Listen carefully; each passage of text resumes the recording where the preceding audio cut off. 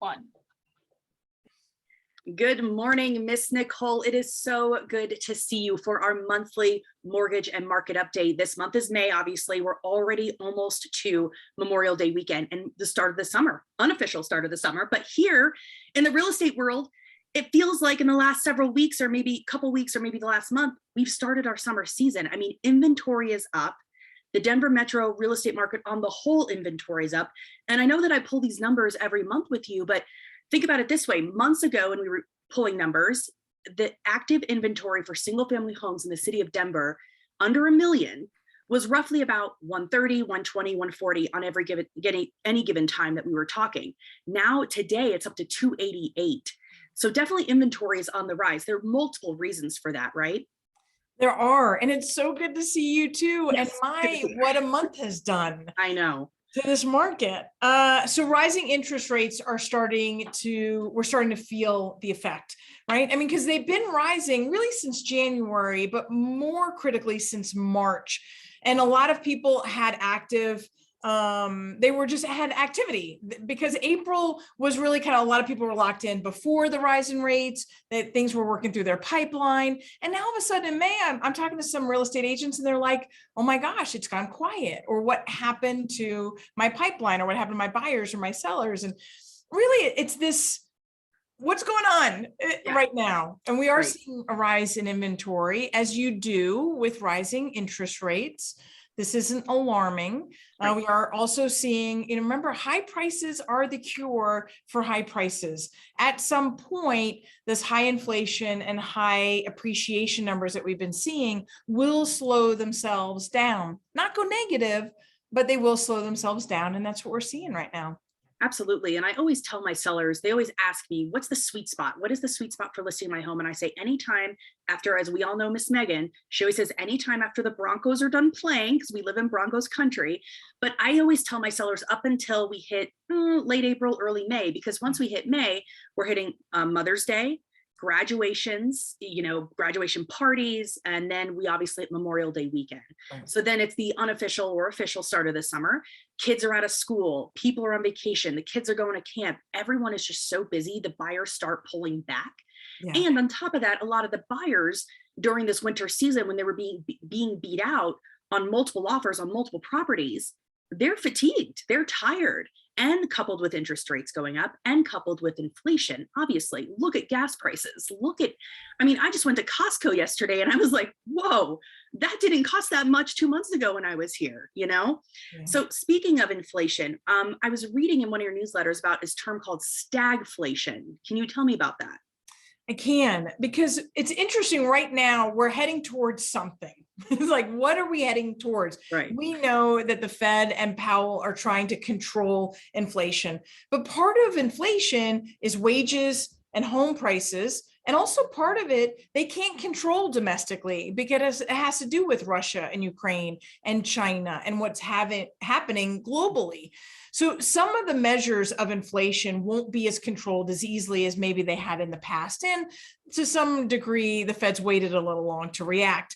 So the Feds are trying to control inflation with their rising Fed rate. And we all feel that because we feel the rising interest rates.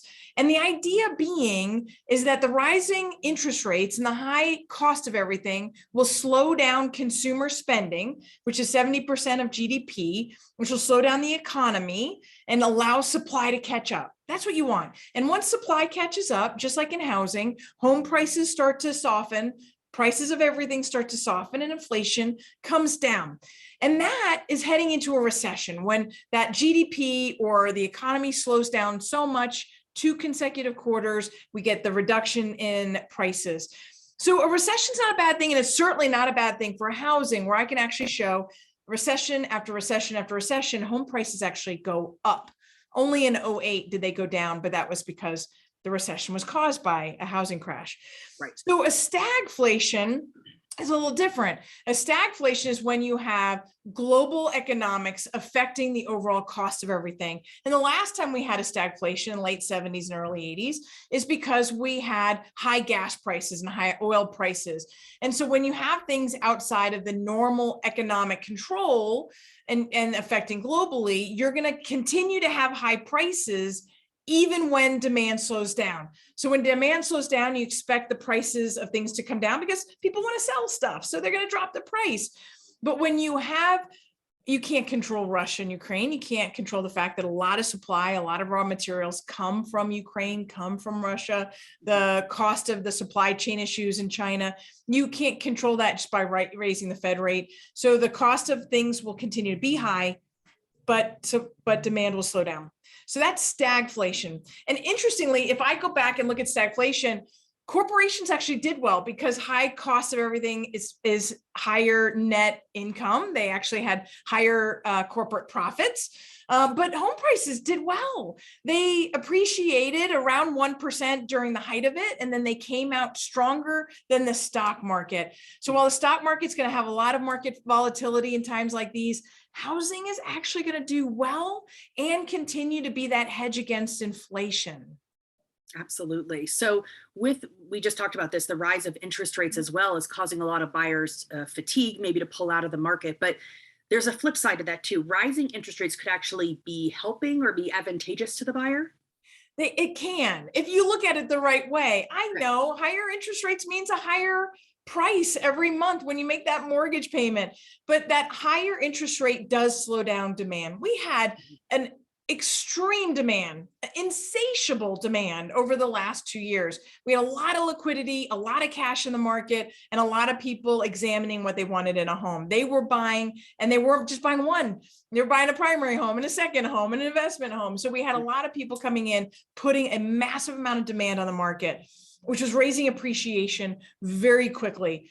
So rising interest rates softens demand so that those people who want to get in can. Did you know that as a first-time home buyer, you can actually lock down a home price right now at the list? You don't have to go 50,000 over.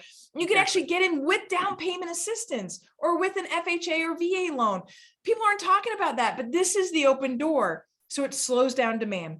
It also gives you a little lift in supply. So you have more to choose from, and it gives you a lift on days on market.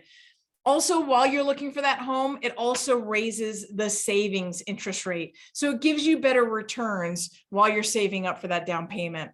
There are some good things that come out of rising interest rates. Awesome. Very good to look at the positive side of rising interest rates. Well, Nicole, thank you so much for joining us and for our monthly market and mortgage update. I look forward to seeing you in June. And till then, stay safe. Bye-bye.